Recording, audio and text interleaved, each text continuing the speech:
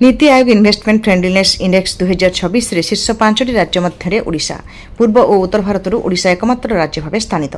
मुख्यमंत्री को संबर्धित कले टीम ओडिशा को प्रशंसा कले शिल्पपति और शिल्प संघ। मुख्यमंत्री नेतृत्व में ओडिशा शिल्प क्षेत्र में प्राय प्रत्येक दिन किछि ना किछि फुटप्रिंट छाड़ुछि। शिल्प प्रतिनिधि केवल निवेश शिल्प नुहे अर्थनैतिक अभिवृद्धि में श्रेष्ठ 5टी राज्य मध्य रहिबा हमर लक्ष्य। नीति आयोग द्वारा प्रकाशित इन्वेस्टमेंट फ्रेंडलीनेस इंडेक्स 2026 रे ओडिशा देशर शीर्ष 5टी राज्य मध्य स्थान पाइथिबारु मुख्यमंत्री श्री मोहन चरण माझी को आज लोकसभा भवन ठारे राज्यर विभिन्न शिल्पपति शिल्प प्रतिनिधि और शिल्प संघर कर्मकर्ता माने भेटी संबर्धित करछन्ति। सूचनायोग्य जे एथिरे गुजरात 56.6 पॉइंट पाई शीर्ष स्थान अधिकार करथिबा बेले ओडिशा 52.4 पॉइंट सहित पंचम स्थान अधिकार करछि। द्वितीय स्थान रे महाराष्ट्र, तृतीय रे तमिलनाडु एवं चतुर्थ रे गोवा रहिछि। बृहत राज्य मानक मध्य देखिबाकू गले ओडिशार स्थान चतुर्थ रे रहिछि। श्रेष्ठ 5टी रे पश्चिम भारतर गुजरात, गोवा और महाराष्ट्र स्थान पाइथिबा दक्षिण भारत तमिलनाडु स्थान पाई। देशर उत्तर और पूर्व राज्य मानक मध्यरु केवल ओडिशा ही टॉप परफॉर्मर भाव स्थानित होइछि। एही अवसर में शिल्पोद्योगी मानक प्रशंसा करी मुख्यमंत्री कहिथिले जे नीति आयोगर एही मान्यता आम पई खूब उत्साहजनक।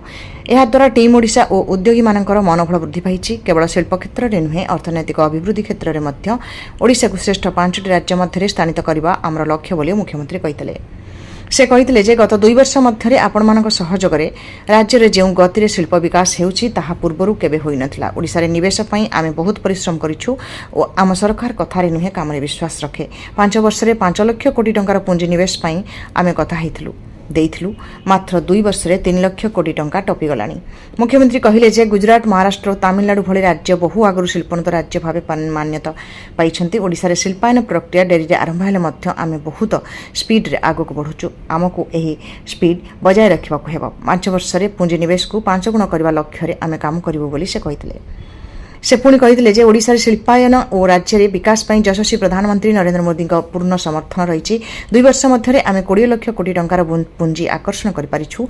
वर्तमान सुधा राज्य रे शिल्प स्थापन पई 453टी प्रकल्प को मंजूरी प्रदान करा जायछि। या द्वारा 9.59 लाख कोटी टंका निवेश आसीबो। गत 2 वर्ष रे आमे 3.11 लाख कोटी टंकार 152टी प्रकल्पर उद्घाटन और शिलान्यास करिछु। या द्वारा 2.59 लाख युवक युवती नियुक्ति सुजोग सृष्टि होइछि। सबु जिले में शिल्पायन सह रोजगार वृद्धि को दृष्टि रखी आमे काम करछु।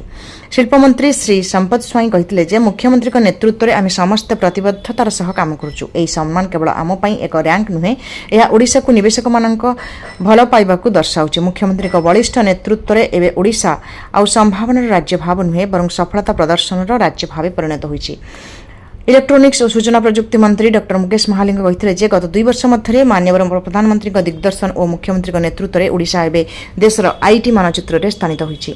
मुख्यमंत्री एवं टीम ओडिशा को धन्यवाद जणाई सीआईआई ओडिशार अध्यक्ष श्री अनिल सिंह कहिले जे ओडिशा रे शिल्पायन पई शिल्पपति शिल्प प्रतिनिधि सरकार और अधिकारी माने टीम मनोभाव ने काम करछन्ति। मुख्यमंत्री नेतृत्व में आगामी वर्ष रे ओडिशार निश्चित रूपे एही सूचकांक रे द्वितीय स्थान अधिकार करिवो।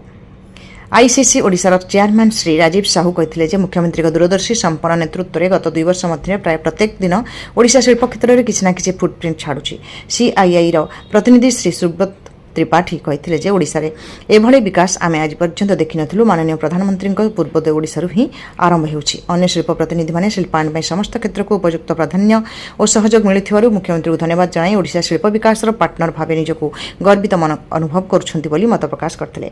मुख्य शासन सचिव श्रीमती अनुगर्ग जंगल जल संपद राजस्व विभाग सहित अन्य विभाग मानक आंतरिक सहयोग रे राज्य शिल्पायन क्षेत्र में आमे आगको बढ़ुछु बोली कहिथिले। शिल्प विभाग अतिरिक्त मुख्य शासन सचिव श्री हेमंत शर्मा ओडिशा रे शिल्प विकास मुख्यमंत्री कठिन परिश्रम और प्रतिबद्धता विषय आलोकपात कर धन्यवाद देते। इपिकल परिचालना निर्देशक श्रीमती आवली सुनील नरभाणे उपस्थित थे। समृद्ध ओडिशारू रजत महापात्रଙ୍କ रिपोर्ट।